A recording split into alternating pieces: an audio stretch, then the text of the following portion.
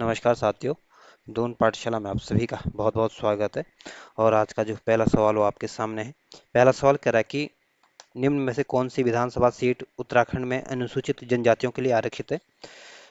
तो उत्तराखंड में जो 70 विधानसभा की सीटें, उनमें से 2 सीटें आपके अनुसूचित जनजातियों के लिए आरक्षित है।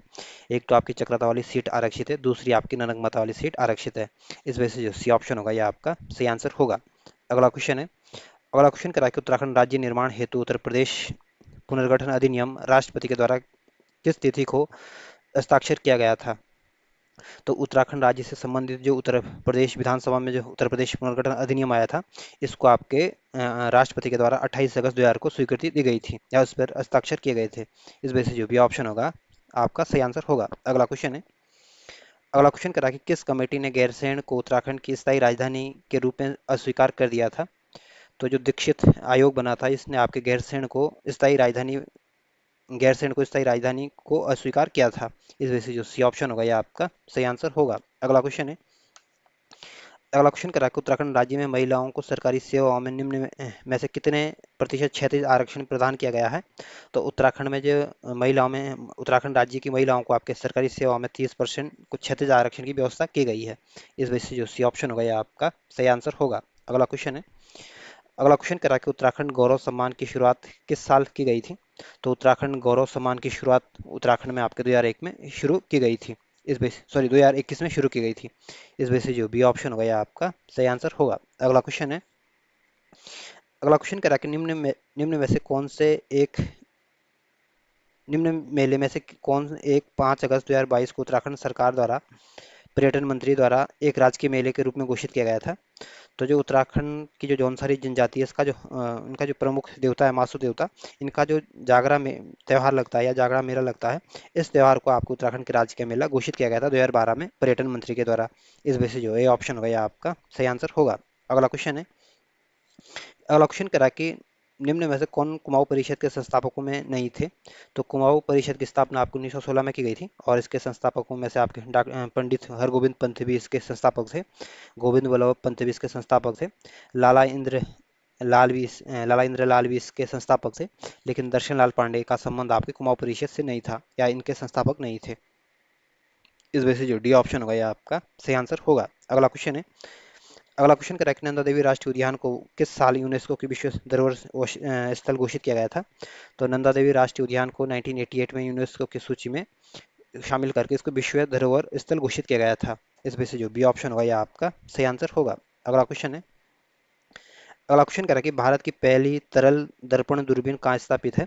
तो भारत की जो पहली दर्पण दूरबीन का जो स्थापित किया गया था आपके देव स्थल में स्थापित किया गया था। इस वजह से जो सी ऑप्शन होगा यह आपका सही आंसर होगा। अगला क्वेश्चन है।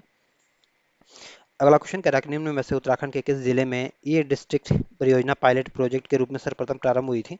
तो उत्तराखंड में जो ई डिस्ट्रिक्ट परियोजना को जो पायलट प्रोजेक्ट बेस पे जो शुरू किया गया था, ये आपके सबसे पहले आपके पौड़ी गढ़वाल में शुरू की गई थी।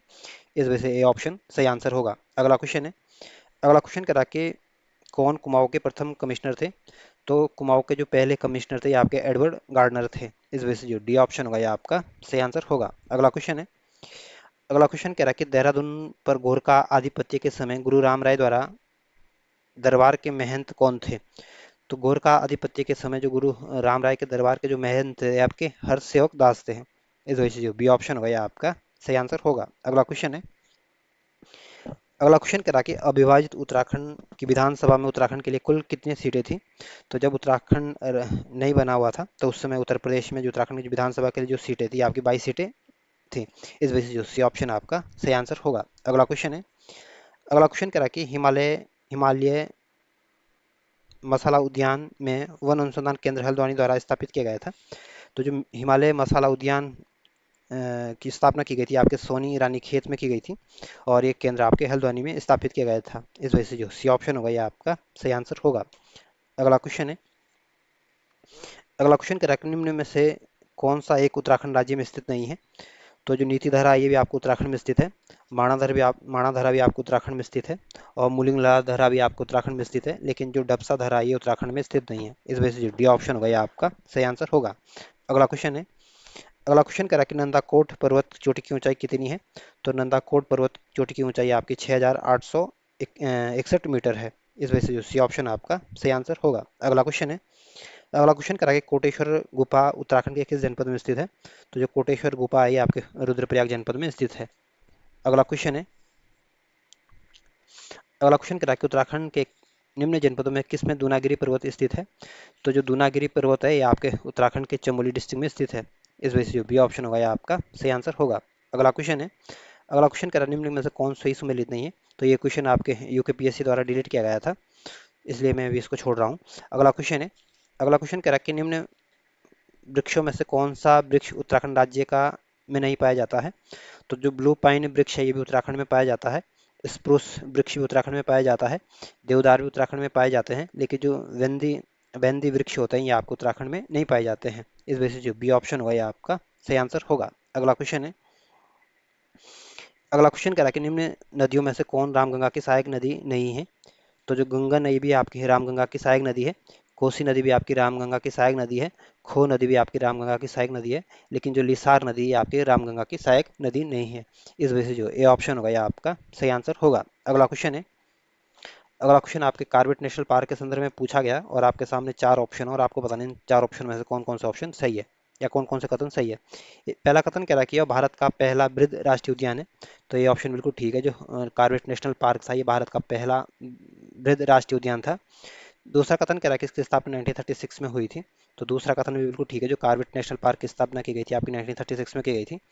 सी ऑप्शन कह रहा है, तीसरा कथन कह रहा है कि इसका पूर्ववर्ती नाम हेलिन नेशनल पार्क था, तो तीसरा कथन भी बिल्कुल ठीक है। जब कार्बेट नेशनल पार्क की स्थापना की गई थी 1936 में तब इसका नाम हेलिन नेशनल पार्क रखा गया था।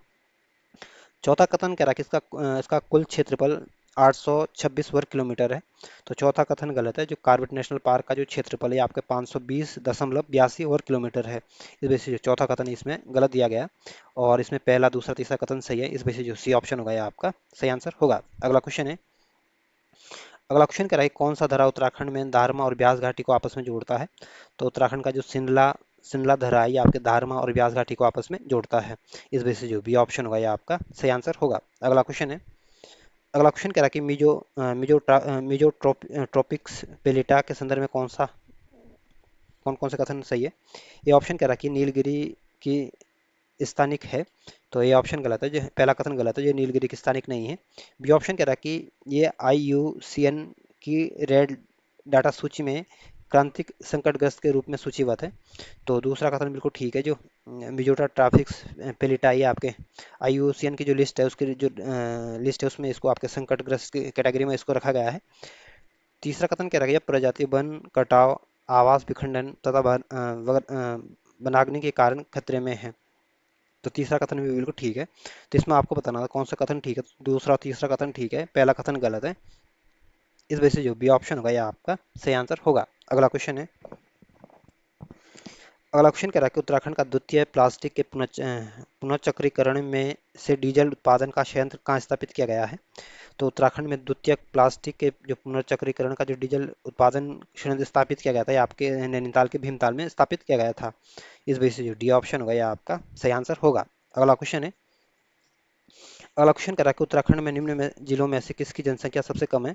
तो इन जिलों में से जो सबसे कम आबादी देखने को मिलती है आपकी बागेश्वर जनपद की देखने को मिलेगी। इस वजह से जो बी ऑप्शन होगा यह आपका सही आंसर होगा। अगला क्वेश्चन है, अगला क्वेश्चन कह रहा है कि उत्तराखंड में युवाओं को रोजगार प्रदान करने के लिए कौन सा पोर्टल शुरू किया गया है? तो उत्तराखंड में युवाओं को रोजगार देने के लिए रोजगार प्रदान करने के लिए होप पोर्टल को शुरू किया गया है। इस वजह से जो बी ऑप्शन होगा यह आपका सही आंसर होगा। अगला क्वेश्चन है, अगला क्वेश्चन कह रहा है कि निम्न में से किस परमार शासक ने 52 घड़ियों को गढ़वाल राज्य में रूप में संगठित किया था? तो गढ़वाल के जो पंवार वंश के जो राजा थे अजयपाल, इन्होंने आपके 52 घड़ों को जीतकर गढ़वाल को संगठित किया था। इस वजह से जो ए ऑप्शन होगा यह आपका सही आंसर होगा। अगला क्वेश्चन है, अगला क्वेश्चन कह रहा है कि किस मुगल शासक ने कुमाऊं नरेश बाज बहादुर चंद को बहादुर की उपाधि से सम्मानित किया था? तो जो कुमाऊं के जो बहादुर चंद है ये इनको जो अकबर ने आपके मुगल नरेश जो थे आपके मुगल जो कुमाऊं के जो राजा थे बहादुर चंद को बहादुर की उपाधि से सम्मानित किया गया था। इस वजह से जो ए ऑप्शन होगा यह आपका सही आंसर होगा। या ये भी पूछ सकते हैं कि बाज बहादुर चंद किसके समकालीन थे? तो ध्यान रखना ये आपके अकबर के समकालीन थे। अगला क्वेश्चन है, अगला क्वेश्चन कह रहा है निम्न में से किसने गढ़वाली सैनिकों को पेशावर कांड की पैरवी की थी? तो जो मुकुंदी लाल है, इन्होंने आपके जो गढ़वाली सैनिकों की पेशावर कांड की पैरवी की थी। जब इनके ऊपर मुकदमा चला गया था तो इसकी जो पैरवी की थी आपके मुकुंदी लाल जी ने की थी। इस वजह से जो बी ऑप्शन होगा या आप सॉरी ए ऑप्शन होगा या आपका सही आंसर होगा। अगला क्वेश्चन है। अगला क्वेश्चन आपको बताना है कौन सा ही सुमेलित है। तो जो कुमाऊं परिषद की स्थापना की गई थी आपकी 1916 में की गई थी, और इसको आपको 1926 में इसको कांग्रेस का विलय किया गया था। तो ये आपका सही सुमेलित नहीं है। हिमालय सेवा संघ की स्थापना आपकी 1938 में की गई थी, और अल्मोड़ा कांग्रेस की स्थापना आपको 1912 में की गई थी, और गढ़वाल जागृति संस्था की स्थापना आपकी 1939 में की गई थी। तो इसमें जो डी ऑप्शन है ये सही सुमेलित है। इस वजह से जो डी ऑप्शन होगा आपका सही आंसर होगा। अगला क्वेश्चन है। अगला क्वेश्चन कह रहा है कि मानस खंड में किस क्षेत्र को राम क्षेत्र कहा गया है। तो मानस खंड में उत्तराखंड का जो अल्मोड़ा क्षेत्र है इसको राम क्षेत्र कहा गया है। इस वजह से जो ए ऑप्शन आपका सही आंसर होगा। अगला क्वेश्चन है। अगला क्वेश्चन कह रहा है कि लाखा मंडल मंदिर का निर्माण किस शैली में हुआ है। तो लाखा मंडल जो मंदिर है ये आपके देहरादून जनपद में स्थित है, और इसका जो निर्माण हुआ है ये आपके नागर शैली में हुआ है। इस वजह से जो बी ऑप्शन होगा ये आपका सही आंसर होगा। अगला क्वेश्चन है। अगला क्वेश्चन कह रहा है कि अल्मोड़ा के खगमारा किला का निर्माण किसने किया था।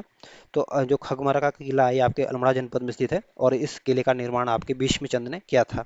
इस वजह से जो ए ऑप्शन होगा यह आपका सही आंसर होगा। अगला क्वेश्चन है। अगला क्वेश्चन कह रहा है कि गढ़वाल के किस पवार नरेश ने सुलेमान शिकोह को शरण प्रदान की थी। तो गढ़वाल के जो जो राजा थे पृथ्वीपति शाह, इन्होंने आपके सुलेमान शिकोह को शरण दी थी। इस वजह से जो पृथ्वीपति शाह ने आपके सुलेमान शिकोह को शरण दी थी। इस वजह से जो ए ऑप्शन होगा यह आपका सही आंसर होगा। अगला क्वेश्चन है। अगला क्वेश्चन कह रहा है कि चंद काल में नगद के बदले लिया जाने वाला अनाज कहलाता था। तो चंद काल में जो नगद के बदले जो लिया जाने वाला जो अनाज था, या आप उसको आपके खूत कहा जाता था। इस वजह से जो डी ऑप्शन होगा यह आपका सही आंसर होगा। अगला क्वेश्चन है। अगला क्वेश्चन कह रहा है कि किस गढ़वाल नरेश ने तिब्बत पर 3 बार आक्रमण किया था। तो जो महीपति शाह था ये आपके गढ़वाल के राजा थे, और इन्होंने आपके 3 बार तिब्बत के ऊपर अटैक किया था। इस वजह से जो बी ऑप्शन होगा यह आपका सही आंसर होगा। अगला क्वेश्चन है। अगला क्वेश्चन कह रहा है कि राष्ट्रीय स्वच्छ वायु योजना के अंतर्गत उत्तराखंड में कितने कस्बे शामिल किए गए हैं। तो राष्ट्रीय स्वच्छ वायु योजना के अंतर्गत आपको उत्तराखंड के 3 जनपदों को शामिल किया गया था। ये आपका उसमें करंट का डाटा रहा होगा। अगला क्वेश्चन आपके नीति आयोग की पूछा गया, और इसको भी आपके यूके ट्रिपल एस के द्वारा इस क्वेश्चन को डिलीट किया गया था। तो ये वैसे भी करंट का क्वेश्चन था, तो इसका कोई औचित्य नहीं रह गया अब। अगला क्वेश्चन है। अगला क्वेश्चन कह रहा है कि उत्तराखंड अर्थव्यवस्था में कौन सा राज्य राजस्व का प्रमुख स्रोत नहीं है। तो उत्तराखंड में जो अर्थव्यवस्था में जो राजस्व का जो प्रमुख स्रोत है ये आपका जंगलात भी है, खनन भी है, पर्यटन भी है, लेकिन जो फिल्म उद्योग है आपके उत्तराखंड के राजस्व का मुख्य सोर्स नहीं है। इस वजह से जो ए ऑप्शन होगा यह आपका सही आंसर होगा। अगला क्वेश्चन है। अगला क्वेश्चन कह रहा है कि भारतीय संविधान के अनुच्छेद 19(2) के अंतर्गत वाक स्वतंत्रता तथा अभिव्यक्ति स्वतंत्रता पर प्रतिबंध आरोपित करने हेतु निम्न में से कौन सा आधार नहीं हो सकता है। तो इसमें जो बोलने की आज़ादी पे के जो आरोपित करने पर जो प्रतिबंधित किया जा सकता है, ये आपका शिष्टाचार भी हो सकता है, सदाचार भी हो सकता है, लोक व्यवस्था भी हो सकती है, लेकिन सामाजिक आर्थिक राजनीतिक सुधार के आधार पर इसमें कोई ऐसा कोई आधार नहीं हो सकता है। इस वजह से जो सी ऑप्शन होगा यह आपका सही आंसर होगा। अगला क्वेश्चन है। अगला क्वेश्चन कह रहा है कि अनुच्छेद 338 संबंधित है। तो अनुच्छेद 338 का संबंध आपके राष्ट्रीय अनुसूचित जाति आयोग से संबंधित है। इस वजह से जो ए ऑप्शन होगा यह आपका सही आंसर होगा। अगला क्वेश्चन है। अगला क्वेश्चन